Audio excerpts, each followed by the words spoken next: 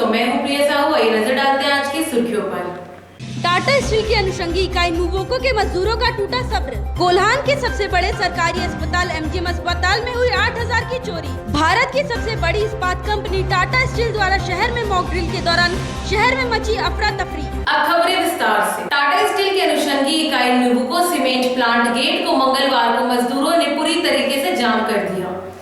वैसे इस जाम को कंपनी के लगभग 4000 कामगारों ने समर्थन दिया है। बताया जाता है कि पिछले 1 साल से कंपनी प्रबंधन विस्तारीकरण के नाम पर यहां काम कर रहे मजदूरों और कामगारों को ना तो नियमित वेतन दिया जा रहा है, ना ही पीएफ, ईएसआईसी व अन्य सुविधाएं दी जा रही है। कई दौर की वार्ता के बाद भी नतीजा सफल नहीं रहा है।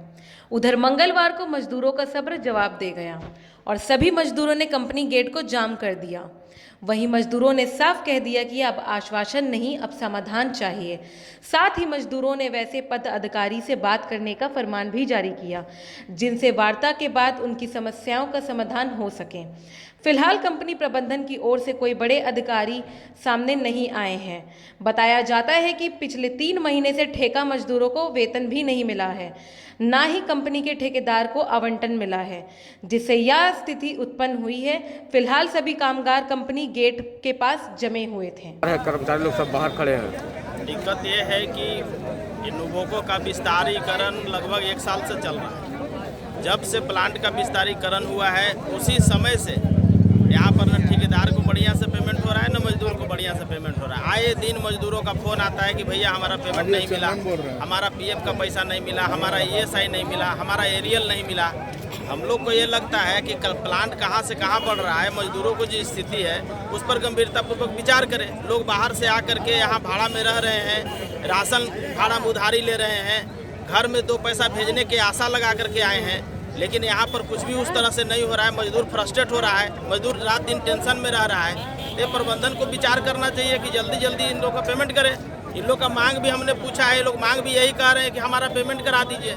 सबसे दुख की बात है कि काम करने पर अगर इसका भुगतान नहीं हो तो फिर कोई मतलब नहीं रहता है ना। इसलिए मेरा आग्रह रहेगा प्रबंधन से कि जल्द से जल्द इन तमाम मजदूरों का, ठेकेदारों का पेमेंट करें और ये झमेला खत्म करें। आज कितने लोग इसमें परेशान हैं? आज लगभग देख रहे हैं 4000 से ऊपर लोग हैं। 4000 से ऊपर मजदूर आज हड़ताल में है। कोई प्रबंधन की तरफ से आया है कि नहीं? प्रबंधन की तरफ से आश्वासन आया था कि अभी हम लोग आ रहे हैं। हमने कहा है कि टॉप मैनेजमेंट को बुलाइए जो निर्णय लेने के लायक है। ऐसा नहीं कि छोटा अधिकारी को भेज दीजिएगा तो फिर प्रॉब्लम होगा। कोल्हान के सबसे बड़े सरकारी अस्पताल एमजीएम सरकारी अस्पताल में एक मरीज के परिजन से 8000 की चोरी का मामला प्रकाश में आया। पीड़ित की पत्नी द्वारा लक्ष्मी रूपी बेटी की प्राप्ति के बाद पति के पर्स से अस्पताल में ही गायब हुए 8000 रुपए की चोरी में पुलिस ने जांच में जुटी। कोल्हान के सबसे बड़े सरकारी अस्पताल एमजीएम अस्पताल में गरीब किसी भी इलाज के लिए आते हैं, जहां उनको सरकारी सेवा होने के कारण पैसा नहीं लगता है, मगर अस्पताल से ही जब मरीजों के पास से पैसा चोरी होने लगे तो व्यवस्था पर तो सवाल उठता ही है। एक व्यक्ति सरायकेला जिला से आदित्यपुर अपनी पत्नी का इलाज करवाने के लिए अस्पताल आया, जहां बीती रात उसे पुत्री को जन्म हुई। उसी रात अस्पताल में महिला के पति के पर्स से 8000 रुपए गायब हो गए, जहां पीड़ित के निशानदेही पर अस्पताल परिसर से ही एक आरोपी को पुलिस ने पकड़ा है, जिससे पूछताछ के लिए पुलिस थाना ले गई है। चोरी हुआ सर। क्या हुआ पूरा बताओ ना। पर्स चोरी हुआ। हम सोए थे और देखने सुबह में उठ के पैसा पॉकेट में नहीं है। कितना पैसा था? 8000 रुपया था। कहाँ से मिला 8000? 8000 हम कंपनी में काम करते हैं, उससे आज 15 तारीख को पेमेंट हम लोग का होता है, तो हम एडवांस उठा के लिए के आए। कौन कंपनी है? चंदू का। तो यहाँ हॉस्पिटल में कौन है तेरा? मेरा बीबी है। तो तुम भी यहीं सोया था? हाँ, हम वहाँ पर ही सोए थे। कौन सा वार्ड में? वार्ड नहीं, बेड नहीं दिया था, बाहर का बेड में हम लोग मतलब बाहर में सोया हुआ था। बेड 1 तो 3 तो 4 तो लगा हुआ। तो तुम सोया था, कैसे निकाल लिया कोई? वही पास में आके कंबल इतना दूर उड़ा दिया और निकाल लिया। कौन लड़का? और कोई गया भी नहीं है सर बेड में। कैमरा में देखा सर, और वो भी मैम भी देखे हैं जो चला रहे हैं कैमरा। कैमरा में दिख रहा है ये लड़का? हाँ, पूरा दिख रहा है, वही है बेड में। तो टोटल तो कितना पैसा था तेरा पॉकेट? लगा रहा है कि उसके पर्स में कुछ पैसा था 8000 के करीब, वो चुरा लिया है। दोनों कैमरा में देखा गया है तो उसका पैसा चुरा रहा है। करना था। जहरीली गैस रिसाव के बाद बचाव व राहत कार्यों के लिए बुधवार सुबह बिष्टुपुर मुख्य सड़क स्थित जिंजर होटल में मॉक ड्रिल किया गया। मॉक ड्रिल में बड़ी संख्या में टाटा स्टील के कर्मचारी, जिसको कर्मी, सुरक्षा गार्ड, पुलिस व राज्य सरकार का अग्निशामक दस्ता शामिल हुआ। बीते दिनों होटल एल्कोर में गैस सिलेंडर फटने के बाद दर्जनों लोग घायल हुए थे, जिससे सबक लेते हुए टाटा स्टील, एनडीआरएफ की टीम और जिला प्रशासन मिलकर एक संयुक्त मॉक ड्रिल की, जिसमें टाटा स्टील से गैस रिसाव की स्थिति में कैसे आम जनजीवन को बचाना है और जहरीले गैस पर काबू पाना है, इसकी रिसाल की गई, जिसको मुख्य पॉइंट के रूप में बिष्टुपुर मुख्य सड़क स्थित जिंजर होटल में मॉक ड्रिल किया गया। मॉक ड्रिल में बड़ी संख्या में टाटा स्टील के कर्मचारी, जिसको कर्मचारी, सुरक्षा गार्ड, पुलिस व राज्य सरकार का अग्निशामक दस्ता शामिल हुआ। करीब 2 घंटे तक चले इस रेस्क्यू ऑपरेशन के दौरान पूरे क्षेत्र की घेराबंदी कर ली गई थी। क्षेत्र में पर्याप्त संख्या में पुलिस बल को तैनात किया गया था। वैसे बिष्टुपुर मेन रोड के आने वाले रास्तों को आदित्यपुर मोड़ से खरकाई ब्रिज के रास्ते डाइवर्ट कर वाहनों को पास कराया जा रहा था, जिसकी वजह से अफरा तफरी की स्थिति बन गई। तफरी ना बचाए, थोड़ी देर में स्थिति सामान्य हो जाएगी। हैं उसमें हमेशा हम लोगों को प्रिपेयर रहना चाहिए किसी भी प्रकार का डिजास्टर के लिए। पिछले 1 सालों में देश के 2 इम्पोर्टेंट इंडस्ट्रियल शहर में इस तरह की घटनाएं हो गई हैं, तो हम लोगों को भी हमेशा प्रिपेयर रहना चाहिए। तो आज हम लोगों ने एक सिमुलेशन एक्सरसाइज किया है कि अगर किसी भी कंपनी के मार्फत से गैस लीकेज हो जाती है तो उसके बाद फिर हम लोग रिस्पॉन्ड कैसे करेंगे। इसी रिस्पॉन्स में हम लोगों की आज जॉइंट एक्सरसाइज थी एनडीआरएफ, टाटा स्टील और डिस्ट्रिक्ट एंड पुलिस एडमिनिस्ट्रेशन के कोलैबोरेशन से। इसमें हम लोगों ने सिमुलेट किया कि टाटा स्टील से गैस लीकेज हो गई है और वो गैस लीक होकर कंपनी और प्लांट से बाहर जो हम लोगों के सिविलाइज्ड एरिया उसमें भी आ गई है। और सिविलाइज्ड एरिया जिसको ऑफसाइट हम लोग बोलते हैं, अगर वहाँ पे भी ये गैस लीकेज हो जाए तो उसका फिर हम लोग रिस्पॉन्ड कैसे करेंगे। फर्स्ट रिस्पॉन्डर के रूप में चूँकि एनडीआरएफ की टीम को आने में टाइम लगता है, तो टाटा स्टील के ही जो रेस्क्यूअर हैं वो यहाँ पे रिस्पॉन्स किए। पुलिस और सिविल एडमिनिस्ट्रेशन ने रिस्पॉन्स किया। पुलिस एवं सिविल एडमिनिस्ट्रेशन ने जो ट्रैफिक का कट ऑफ है और जो कोल्ड जोनेशन है गैस की, उसके बाहर से जो लोगों का रेस्क्यू कराने का काम है उसको इमीडिएटली शुरू किया। कमांड सेंटर शुरू किया और साथ ही साथ जो टाटा स्टील के रेस्क्यूअर हैं उन्होंने कोल्ड जोन से लोगों को 2 जो फंसे हुए लोग थे उसको इमीडिएटली निकाल लिया। 8 और जो फंसे हुए लोग थे जो कि वार्म जोन और हॉट जोन में फंसे हुए थे, उसके लिए हम लोगों ने एनडीआरएफ की टीम का वेट किया। एनडीआरएफ की टीम आई और उसके बाद फिर वहाँ से रेस्क्यू करके निकाल के वहाँ टीएमएच में तुरंत जितने भी इंजर्ड थे उन लोगों को भेजा गया। इस काफ़ी अच्छी है। हम लोगों ने निटी ग्रिटीज़ में कोई भी डिस्कशन नहीं किया था ताकि हम लोग रियल लाइफ एक्सरसाइज का ही सिमुलेशन कर सकें कि अगर रियल लाइफ में ये घटना हुई तो हम लोग रिस्पांस किस प्रकार की होती है। जो 1-2 कमियां मुझे लगी वो था कि पहला जो हम लोगों ने टेम्प्रेरी कंट्रोल रूम यहाँ वोल्टास बिल्डिंग में बनाया था, उस टेम्प्रेरी कंट्रोल रूम का कोई नंबर फ्लैश नहीं किया गया था, तो पदाधिकारियों के मार्फत से हम लोग वहाँ कोऑर्डिनेट कर रहे थे, तो एक टेम्प्रेरी कंट्रोल रूम का नंबर भी फ्लैश होना चाहिए था। दूसरा जो था कि टीएमएच और जो हम लोग एक कंपोजिट कंट्रोल रूम थी जहाँ पे मैं स्टेशन था, वहाँ पे टीएमएच की कोई इमरजेंसी कॉन्टैक्ट नंबर नहीं थी, तो जो भी हम लोगों को इन्फॉर्मेशन मिल रही थी वो वहाँ की जो आरएमओ हैं उनके माध्यम से मिल रही थी और उसके मार्फत से हम जो अपनी इमरजेंसी नंबर्स हैं, जो हेल्पलाइन नंबर थे, उसके द्वारा जो है परिजनों को ये बता पा रहे थे। तीसरा जो था कि चूँकि शहर के बिल्कुल हार्ट में हम लोगों ने ये आज एक्सरसाइज की और उसमें पूरी ट्रैफिक और शहर को स्टैंड स्टिल पर लाना एक मेजर एक्सरसाइज होता है। तो जब हम लोगों ने ग्रीन कॉरिडोर बनाया तो बिल्डी ट्रायंगल के पास में लगभग 2 या 3 मिनट जाम की स्थिति बनी, जिसको हम लोगों ने इमीडिएटली रिस्पॉन्ड करके हटा लिया। और जो चौथी एक मुझे शॉर्ट कमिंग लगी कि हम लोगों के पास आज जितने ऑक्सीजन सिलेंडर थे वो आज की एक्सरसाइज के लिए इनफ थे, बट रियल लाइफ सिनेरियो में अगर बहुत ज़्यादा कैजुअलिटी होती तो उस केस में हम लोगों को ये देखना होता कि उस केस में हम लोग किस तरीके से इमरजेंसी में इन ऑक्सीजन सिलेंडर का अरेंजमेंट कर सकते थे, तो वो हम लोग अपनी डिजास्टर मैनेजमेंट प्लान में सुधार कर लेंगे। जमशेदपुर के मानगो स्थित वर्कर्स कॉलेज में छात्र आरजू के द्वारा शिक्षकों की कमी के खिलाफ कॉलेज के प्रचार्य कक्ष का घेराव किया गया। साथ ही विश्वविद्यालय प्रबंधन से अविलंब शिक्षकों के बहाली की मांग की गई। इनके अनुसार केवल वर्कर्स कॉलेज में ही नहीं बल्कि विश्वविद्यालय के अंतर्गत आने वाले तमाम कॉलेजों के सभी विभागों में शिक्षक की घोर कमी है और इसी कारण छात्रों को शिक्षा नहीं मिल रही है। आगामी दिनों में परीक्षा होने वाली है और ऐसी स्थिति में छात्र फेल हो जाएंगे।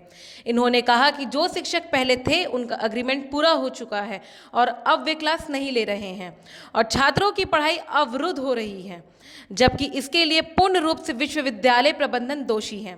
इन्होंने 48 घंटों का इन्होंने 48 घंटों का अल्टीमेटम देते हुए शिक्षकों की बहाली की मांग उठाई है। वहीं इस मामले में कॉलेज के प्राचार्य ने कहा कि शिक्षकों के बहाली को लेकर छात्रों ने मांग पत्र सौंपा है, जिसे विश्वविद्यालय प्रबंधन को भेजा जा रहा है और वहां से ही अगली कार्रवाई होगी।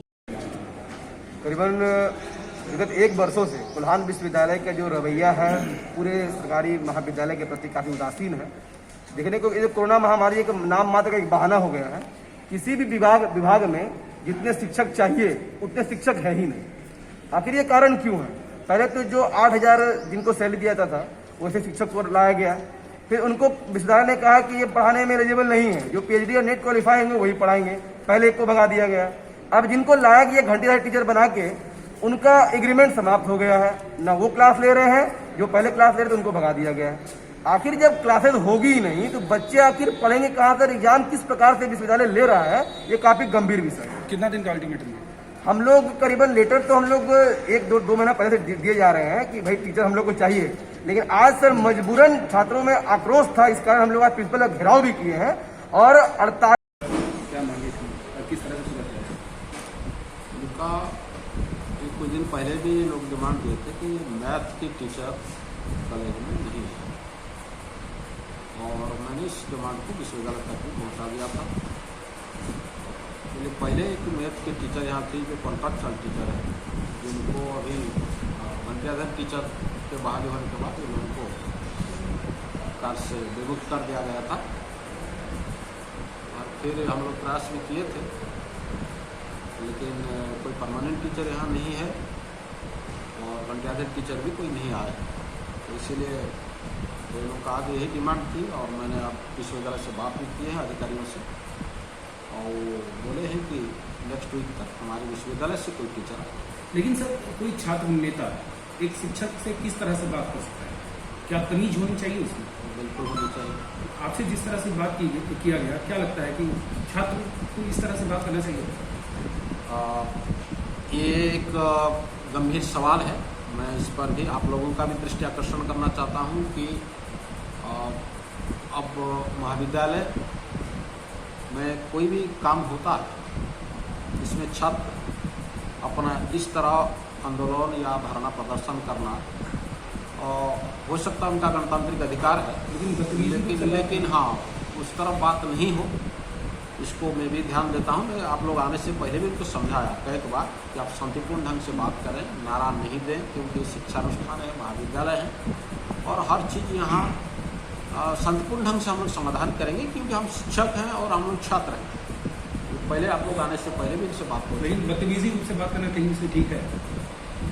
बिल्कुल, आपको भी अच्छा नहीं। जमशेदपुर के मंगलाहाट फुटपाथ यूनियन के द्वारा मंगलाहाट बाजार के लिए स्थान उपलब्ध करवाए जाने के लिए जिले के उपायुक्त को साधुवाद दिया गया है।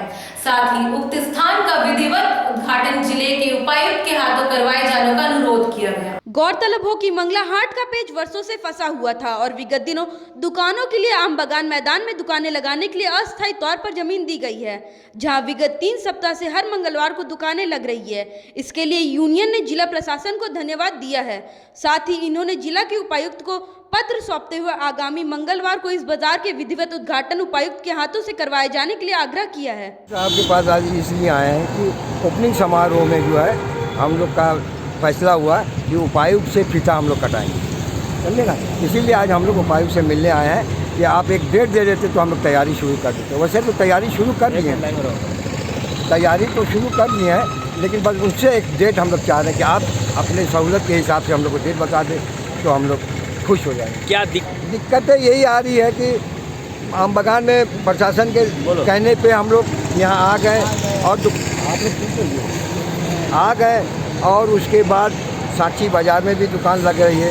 ये सबको मालूम है कि साक्षी बाज़ार में भी दुकान लग रही है, तो उसके वजह से हम लोग को थोड़ा सा कठिनाई हो रहा है कि भाई कस्टमर कम आ रहे हैं। हाँ, प्रशासन से ये मांग करते हैं हम कि भाई आप हमको आम बागान में जैसा भेजे, हम लोग भी समझा रहे हैं उन लोग को, आओ आम बागान में दुकान लगाओ। हाँ, और प्रशासन भी समझाए कि भाई सब मिल के एक साथ दुकान लगाए तो अच्छा होगा। आज नहीं कल वहाँ भी मार्केट जम जाएगा।